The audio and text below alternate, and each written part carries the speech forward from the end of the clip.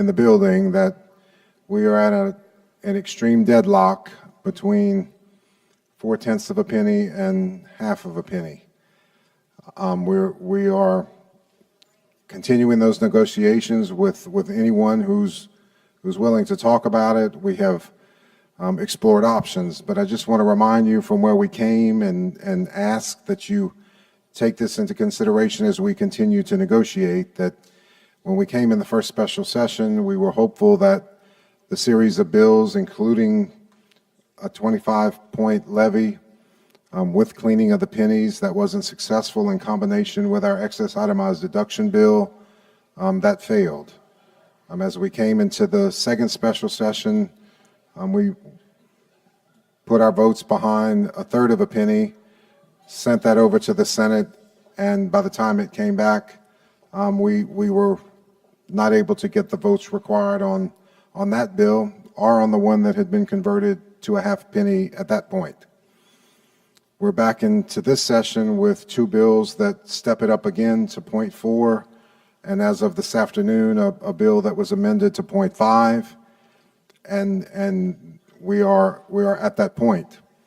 I just want to make sure that as of the Appropriations Committee last night, that all of you have seen a copy of the result of that, because what they did, just as an example for us to use, is taking what Representative Davis's bill would have generated, the 0.4 bill, which was $431 million, whatever the number is, applied where we could, appropriating that money to the various departments. And I just want to make sure that you've seen this to see where there is $83 million that has not been able to be funded. But I wanted you to see where that $83 million was affected. TOPS, $85 million, thank you. TOPS is funded at 90% on this sheet as of what left appropriations last night. Higher ed's core funding funded at 100%. The GO grants funded at 100%. Sheriff's local housing at this point funded at 94%. The non-public assistance, which we've amended several times, funded at 100%. The district attorneys and assistant district attorneys funded at 100%. Constables funded at 100%. And TOPS, which I mentioned earlier, at 90%. The areas that were reduced funding to make it balance, minus the $85 million, were solely based on a lot of testimony that was held in the Appropriations Committee, where departments indicated what they needed and what was required and what could have not been required over the next 12 months. That was the best spread that we could do with the bill that we used as the sample, because at this point no revenue bill has passed. I just want to ask you, if you have not seen the sheet, a lot of you asked about the numbers. I wanted to make sure you had had the opportunity to review it. I would ask you to review it again. Where we are is any part of this negotiation on both ends.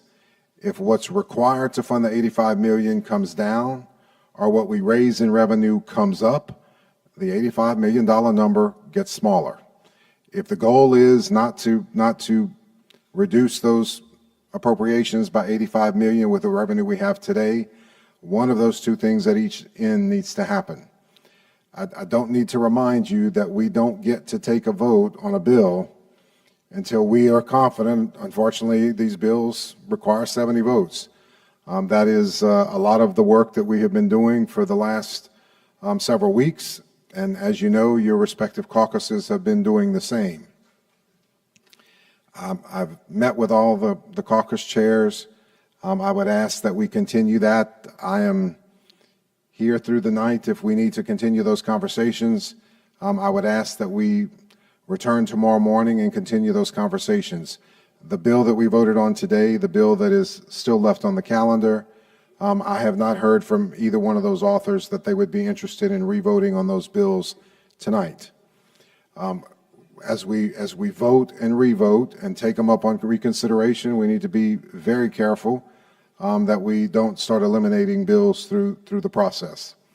So I'm gonna ask that if you have ideas, if you have something that you want to suggest, What we need is movement from the two corners, because we are in two corners and no one has budged in the last 3 days, and that is where the impasse is. So I would ask that we continue to work and we continue to dialogue with each other. And at this point, I would suggest that we adjourn for the evening.